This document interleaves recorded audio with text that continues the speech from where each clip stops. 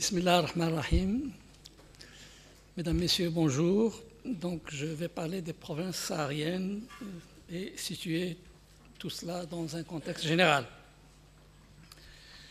Je commencerai par me référer à un décret français en date du 10 juin 1577. 10 juin 1577, scellé par le dernier roi de la dynastie des Valois, Henri III, et au terme duquel un marchand marseillais, Guillaume Bérard, était nommé, je cite, consul de la nation françoise au Maroc, et il parle de sujets français trafiquant au Maroc, c'est-à-dire faisant du commerce au Maroc, trafiquant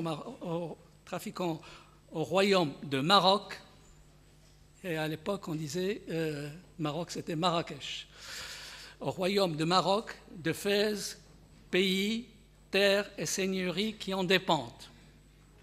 La référence explicite aux pays, terres et seigneuries qui en dépendent représentait la formulation reflétant sans doute le mieux les réalités à la fois géographiques, politiques et ethnoculturelles de l'empire chérifien.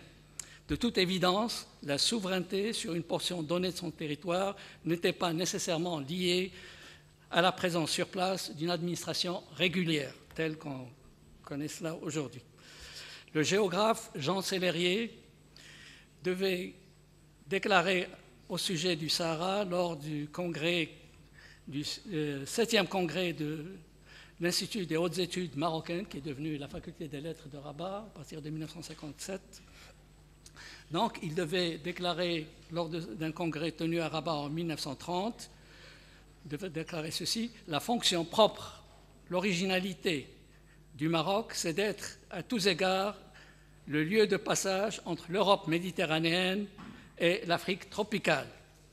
Ignorer soit ce qui lui est venu par le Sahara, soit le rayonnement de son action à travers le Sahara, c'est le mutiler et se condamner à ne pas le comprendre. Donc je crois que c'est clair. Le sociologue Robert Montagne affirmait pour sa part que, je le cite, « Pour comprendre le Sahara, nous abandonnerons nos préjugés, notre manière de compter le temps, de diviser l'espace, de prévoir l'avenir, de juger les hommes et les choses. » Fin de citation. Il en appelait en somme à l'adoption de paradigmes autres que ceux de l'anthropocentrisme européen. La dialectique du challenge and response, cher à Arnold Toynbee, pourrait servir à cet égard de grille de lecture. La défense par le Maroc de son intégrité territoriale et de sa liberté représente l'une des constantes de son histoire. Différentes portions de ses côtes méditerranéennes et de son littoral atlantique, ainsi que ses territoires à l'est et dans le sud profond, ont été de fait l'objet de visées étrangères depuis des siècles. Ces convoitises ont été encore plus nombreuses et plus manifestes dans les provinces sahariennes à l'époque contemporaine. Les menées de l'Espagne, de la Grande-Bretagne, de la France, de la Belgique et accessoirement du représentant des États-Unis à Tanger, Félix Matthews, s'y sont multipliées tout au long du XIXe siècle et début du XXe. Les sultans Moulay Hassan et Moulay Abdelaziz n'ont eu de cesse de protester contre de tels empiétements malgré les dispositions de l'empiétement opéré, malgré les dispositions de la Convention internationale de 1906 relative à l'indépendance du Maroc. Des actes d'allégeance, la khotba prononcée au nom du commandeur des croyants, les daïrs de respect et sauvegarde, daha'ir tawqir wal ihtiram, octroyés à des chefs de confrérie ou à d'autres notables, les décrets de nomination et de confirmation du rôle de ces derniers comme dépositaires sur place de l'autorité marzaine, représentaient autant de liens de ces provinces avec le centre et les capitales qu'étaient Marrakech, Fès et Meknès. Au fait des réalités marocaines depuis les débuts de son séjour en Algérie et son commandement à Ain Sfra, poste à partir duquel il a d'ailleurs activement contribué au grignotage de portions du territoire marocain du sud-est, le général Lyoté, nommé résident général à Rabat en avril 1912, ne tarda pas à se muer, il a changé de position, à se muer en défenseur de l'empire chérifien. Il devait déclarer ainsi dans un discours prononcé à Lyon en 1916, je le cite, « Le Maroc est un protectorat et ce n'est pas seulement une question d'étiquette.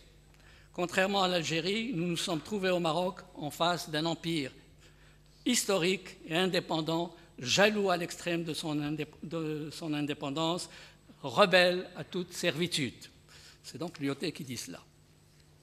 C'est dans ce contexte général que s'inscrivent les liens du Maroc avec le Sahara, partie du pays ayant fasciné les Européens, un peu de poésie, par la magie des sables fins, les palmeraies interdites et la poudre vierge des coquillages. Au temps épique de l'aéropostale et des exploits de Mermoz sur la ligne Toulouse-Casablanca-Dakar, Antoine de Saint-Exupéry, lui aussi pilote de la société Latécoère, s'en émerveillait. La magie de ces étendues s'est exercée sur d'autres écrivains de renom. Tel fut le cas de Joseph Peyré. Il est l'auteur de Croix du Sud, Voyage marocain et Sahara éternel. Il en est de même de l'Américain ayant élu domicile à Tanger, Paul Bowles, auteur d'un Thé au Sahara et de Mémoire d'un nomade. On pourrait citer également Jean-Marie Leclésio, prix Nobel de littérature en 2008. Il est l'auteur de Désert, roman dont l'un des personnages est un adolescent issu de la famille, ce qu'on appelait les hommes bleus, du fait de la tenue qu'il portait bien évidemment. Je passe maintenant à des paragraphes consacrés à l'enracinement et la permanence du Sahara dans l'histoire du Maroc. Un premier balisage chronologique permet de se rendre aisément compte de la profondeur et de la diversité des liens ayant uni le Sahara au reste du Maroc à travers les siècles. Au cours de la période médiévale, l'histoire du pays a été ainsi largement déterminée par des Sanhaja, les Almoravides, fondateurs de Marrakech et d'un vaste empire. Les Almohades, Masmouda originaire quant à eux de l'anti-Atlas et fondateurs de la dynastie suivante, préservèrent cet empire, conclurent divers traités avec les Européens, notamment Gênes, Pise et d'autres cités-États.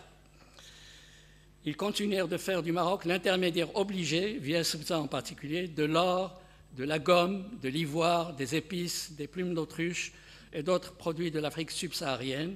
Il en fut de même sous les premiers Mérinides. La relance des relations avec l'Afrique saharienne a été le fait des sultans,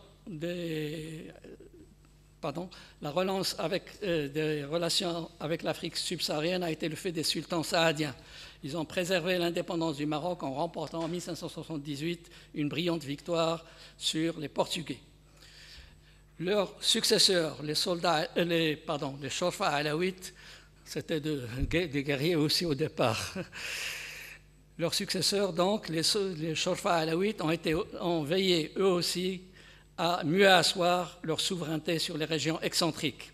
L'ancienneté de leur présence dans le Tafilet ne les rendait que plus attentifs à des zones géographiquement éloignées de Meknès, Fès et Marrakech. Quant à Sijil Massa, si sur le passage des grandes routes caravanières, elle avait effectivement joué au cours du Moyen-Âge un rôle de premier plan dans les relations entre le Maroc et le Soudan occidental. C'était par cette cité où s'effectuait à une certaine époque la frappe de pièces de monnaie en or que passait l'itinéraire le plus court vers la saline de Terraza et vers Tombouctou. Le sultan Moulay Ismaïl porta une attention particulière aux marges méridionales de l'Empire. C'était le moment où les Européens nourrissaient des visées sur le Sahel.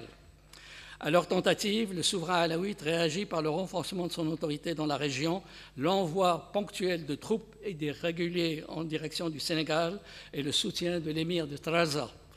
Son armée comptait d'ailleurs dans ses rangs des éléments tribaux issus du Grand Sud saharien. À l'instar de son prédécesseur, Mounachid, lequel avait lancé un raid dans le sous-extrême pour mettre fin aux velléités de forces centrifuges, Moulay Ismaïl lança lui-même en 1678-1679 une expédition qui le conduisit d'Aqqa, Tata, Tissint et Chenguet jusqu'au Soudan. Des notables de toutes les tribus du Sahel et du Sud l'accueillirent et lui renouvelèrent leur allégeance. L'un de leurs cheikhs, Bekar Mrafri, lui offrit sa fille Khnata en mariage. Elle devint à la cour la première épouse du sultan et joua un rôle considérable de son vivant et sous ses successeurs, notamment Sidi Mohamed Ben Abdallah. Les rapports des ambassadeurs européens et les récits des captifs chrétiens font état de son influence au palais de Marrakech, l'influence de cette femme, de cette reine, je dirais, au palais de Marrakech. Le type d'expédition et de gouvernance que représentaient les Harkas n'était pas exclusif au Maroc, ce n'était pas une initiative spécifiquement marocaine. Les pérégrinations monarchiques avaient eu cours, en effet, en Europe et ailleurs à diverses époques. Les plus nombreuses furent sans doute celles de l'empereur Charles Quint. Au Maroc, les déplacements du sultan manifestaient la présence tangible et visible du pouvoir sur le territoire. Des lettres du sultan Moulay Slimane sont significatives de la nature et des modalités de gouvernement à distance des villes et des provinces, ainsi que des obligations inhérentes à la Béa. Réprimandant les habitants de Fès soulevés contre leur gouverneur, il dit ceci, le sultan dit ceci, le sultan ottoman, réside à Constantinople, mais ses ordres sont exécutés à Tlemcen, partie de l'Empire ottoman à l'époque. Ils sont exécutés également dans les Balkans et dans le Yémen. Les populations de ces régions ne l'ont jamais vu et cependant, elles se soumettent aux ordres de Dieu, le sultan étant considéré comme le lieutenant de Dieu sur terre. Convoitise et empiètement européen à partir du XIXe siècle. L'équilibre entre ce mode de gouvernance à distance et les moyens de l'État allait être mis à rude épreuve à partir du milieu du XIXe siècle, du fait des visées des puissances européennes sur les régions excentriques de ce qu'elles appelaient eux-mêmes l'empire chérifien ou les États du sultan, au pluriel. Pour leur faire face, Moulay Hassan organisa des harkas, donc des expéditions qui avaient à la fois un caractère militaire et civil. Confronté à l'immensité du territoire et à l'insuffisance des moyens nécessaires au plein exercice de son autorité, là où n'existait pas une administration visible, il eut recours à ces expéditions ou tournées royales, s'assignant des objectifs multiples pour contrecarrer les desseins expansionnistes des puissances européennes. Pareille évolution exacerba les convoitises dont le Sahara était l'objet. À partir de la seconde moitié du XIXe siècle, les puissances européennes furent comme si les zones sahariennes étaient terra nullius, ardun khala'. Le Makhzen eut aussi à déployer de gros efforts pour tenter de neutraliser les menées des Espagnols dans la région d'Ifni et de Tarfaya. Moulay Hassan protesta à plusieurs reprises contre, je le cite, le grand tumulte que de tels agissements provoquaient, en particulier parmi les Aïtba Maran. Il protesta aussi contre les empiètements territoriaux des Français dès les débuts des travaux de la mission d'exploration conduite par le lieutenant Flatters pour déterminer le tracé de la ligne du transsaharien Méditerranée-Niger. Cette ligne était appelée à assurer la jonction de chemin de fer entre l'Afrique du Nord et l'Afrique occidentale française, l'AOF, en passant par le Touat, territoire marocain. Paradoxe d'une telle situation, c'est initialement à Moulay Hassan que le gouvernement français a demandé d'empêcher les tribus, notamment les Douimnières, de s'en prendre aux membres des premières missions de reconnaissance du tracé du Transsaharien. C'est-à-dire, on lui demande de laisser passer, d'aider à la mise en place d'un instrument de colonisation de l'Afrique. Quoiqu'à un degré moindre, les Espagnols s'inquiétaient aussi des menées à quelques encablures des Canaries de quelques ressortissants britanniques. L'un de ces ressortissants britanniques, Donald Mackenzie, se présentait comme un philanthrope soucieux de propager la civilisation, entre guillemets, dans les contrées encore sauvages, entre guillemets, et de lutter contre l'esclavage. Significativement intitulé The Caliphate of the West, Being a General Description of Morocco, son autre ouvrage montre qu'il n'ignorait rien du statut du sultan en tant que commandeur des croyants, reconnu comme tel par les populations qui lui faisaient allégeance, quel que soit le degré de leur éloignement géographique par rapport à Fès, Meknès et Marrakech. Le gouvernement britannique avait opposé à Mackenzie un refus catégorique d'une demande d'octroi d'un statut de charte à la compagnie qu'il a créée et Mackenzie avait demandé aussi à ce qu'un bâtiment de la flotte britannique, le bâtiment de guerre aille sur place pour impressionner le Marzen et les populations. Dans un mémorandum destiné au Foreign Office, l'inamovible ambassadeur de Grande-Bretagne à Tanger, John Hay Drummond Hay, était même allé plus loin en affirmant que rien dans les archives du Royaume-Uni ne prouvait que les limites méridionales du Maroc n'incluaient pas le Sahara. Donc, dans les archives britanniques, il y a inclusion du Sahara dans la carte du Maroc. D'autres Anglais, j'abrège, ont mené principalement espagnols et français dans ces parages sahariens, vinrent s'ajouter à partir de 1885 les intrigues du roi des Belges. En quête d'or et de diamants, le fondateur de l'entité dite État indépendant du Congo cherchait à établir une sorte de settlement congolais sur le littoral saharien du Maroc. À l'inverse des grandes puissances européennes, les États-Unis quant à eux, ils n'avaient pas d'intérêt substantiel au Maroc et encore moins de viser sur sa partie méridionale. Ils n'étaient représentés que par un consul général à Tanger. Ce consul général fit comme s'il ignorait les dispositions des traités conclus entre son pays et le Maroc à Marrakech en 1786, 1791 et 1836, et principalement les articles relatifs à la protection que le sultan s'engageait à apporter aux navires marchands américains au large des côtes sahariennes et à leurs équipages en cas de naufrage.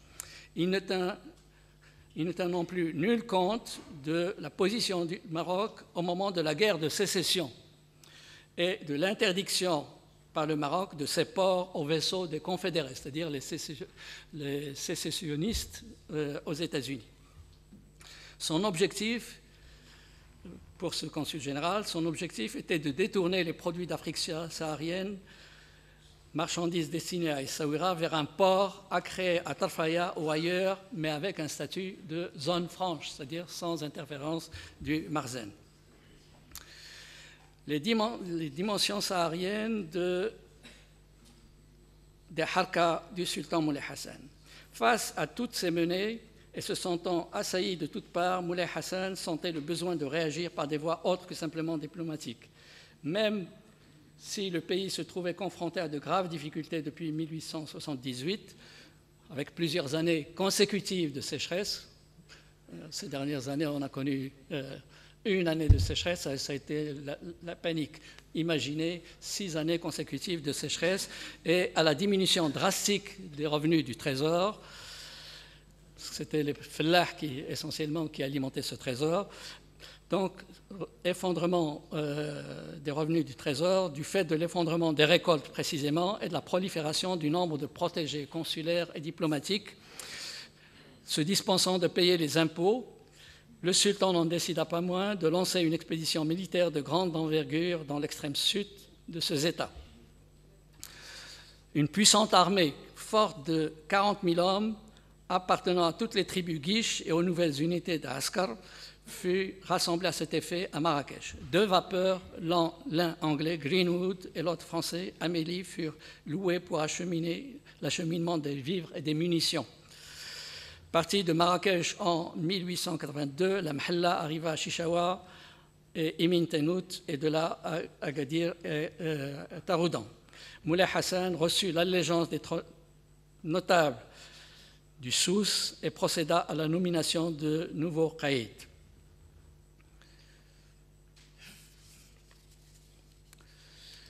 Durant sa deuxième expédition, Moulay Hassan établit sa principale base d'opération à la Qasba de Tiznit, construite en 1882, placée sous les ordres d'un gouverneur auquel fut adjoint Khalifa, doté d'une garnison formée de Tabour Boukhari. À Goulimine même, rapporte une description tardive, le sultan fut accueilli dans cette bourgade par des démonstrations de joie intense par toutes les tribus venues à sa rencontre et lui ont donné pendant tout son séjour le spectacle de jeux et de réjouissance. Moulay Hassan pouvait aussi compter, dans sa volonté d'affermissement de la souveraineté et de son autorité dans ces régions, sur le cheikh Ma'al-Aini. Celui-ci était établi à Smara et reconnu comme Qutb pôle mystique par les ulémas de Fès. Une délégation de Tombouctou ne tarda pas à arriver à Marrakech porteuse de lettres du Qadi de Tombouctou et du roi tout couleur de Ségou, Ahmadou Cheikhou, implorer de l'aide contre l'invasion. Ce roi tout couleur de Ségou implorait l'aide du sultan marocain contre l'invasion française. En 1888 déjà, face aux premières menaces directes des infidèles, entre guillemets, la population avait demandé à Moulay Hassan d'envoyer son représentant sur place afin d'y affirmer la souveraineté marocaine sur Tombouctou au nom des anciens liens qui liaient cette ville au royaume chérifien. Toutefois, au cours de l'année 1893, tous les efforts du souverain étaient concentrés sur une autre grande harka destinée à une harka en direction du Tafilalt pour mettre fin aux empiétements territoriaux des Français dans la zone des confins algéro-marocains. Au Sahara, les liens furent resserrés par des personnalités connues pour leur allégeance au sultan alaouite. Il en était ainsi du cheikh Ma'al-Ainin, qui fut reçu en grande pompe à Marrakech en 1886, où il vint avec une forte délégation. De retour à Smara, Ma'al-Ainin continua à utiliser son influence religieuse au service du Haut-Marzen, à relayer ses directives relatives à la défense du territoire saharien. Dans l'une de ses lettres en datée de 1900, il informa le sultan des préparatifs militaires des Français ayant pris pied en Mauritanie et s'apprêtant à avancer vers l'Adrar. Il s'adressa à lui en sa qualité de commandeur des croyants, ombre de Dieu sur terre, successeur de son aïeul, le prophète Sidna Mohammed. Le cheikh rappela à cette occasion que les gens d'ici disent que cette terre est à Moulay Hassan et Moulay Abdelaziz. Dans une lettre similaire destinée au grand vizir Bahmed, il fait état du dilemme des populations attendant les instructions du sultan, n'agissant que sur instruction du sultan. Quelque temps plus tard, Moulay Abdelaziz prit des décisions nettement plus audacieuses à la suite de la visite que lui rendit à Fès l'un des fils de Ma'al-Ainin, le cheikh Hassana, à la tête d'une délégation sahraoui venue à la cour lui exposer les appels des populations qui l'exhortaient à avaliser le djihad. Et le terme de djihad, c'était un terme qui effrayait les Européens, parce qu'ils savaient toutes les énergies que pouvait mobiliser la foi. Le contexte général, à partir de 1904, c'est le contexte marqué par la conclusion de l'entente cordiale. Cette entente cordiale, réalisée par les Français et les Anglais, a été considérée par les Marocains comme la vente par les Anglais du Maroc aux Français. Et les Anglais, du fait de leur présence à Gibraltar, ménageaient le Maroc, traditionnellement ménageait le Maroc, parce que l'approvisionnement de Gibraltar dépendait essentiellement de Tanger. C'est dans ce contexte de tension accrue depuis 1904, en particulier, que le sultan dépêcha une mission au Sahara, commandée par l'un de ses cousins, Moulay Idriss ibn Abdelrahman, muni d'ailleurs de nomination de 14 nouveaux caïds. À leur arrivée à Smara, rapporte l'un des membres de la mission, Mohamed bin Hassan bin Aish, je le cite, « Le cheikh Ma'al-Ainin nous a réservé un accueil triomphal au milieu des délégations de toutes les tribus convoquées à cette occasion. Il fit un discours pour leur présenter le khalifa du sultan. Toutes les délégations lui ont fait acte d'allégeance et de fidélité. » Devant les protestations du Quai d'Orsay à la suite d'accrochages ayant eu lieu non loin de Tajakent, le Marzen reconnut avoir envoyé Moulay Idriss au Sahara et s'est ému qu'on essaya de se mêler des affaires intérieures de l'Empire chérifien.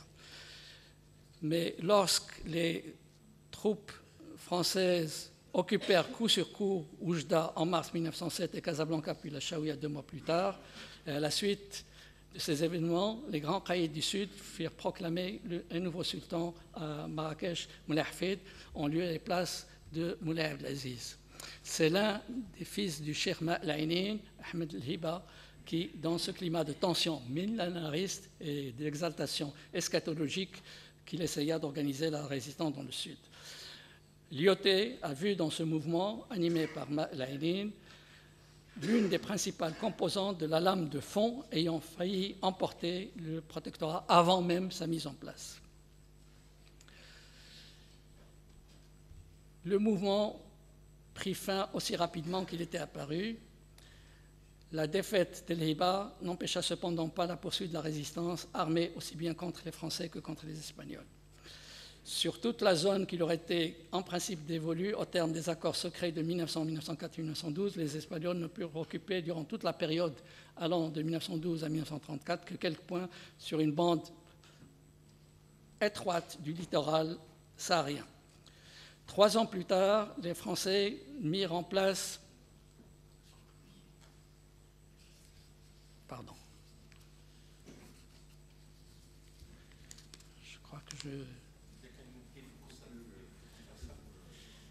D'accord, très bien.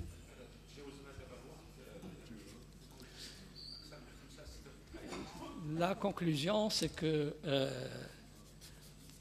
nous célébrons aujourd'hui, enfin ces jours-ci, à la fois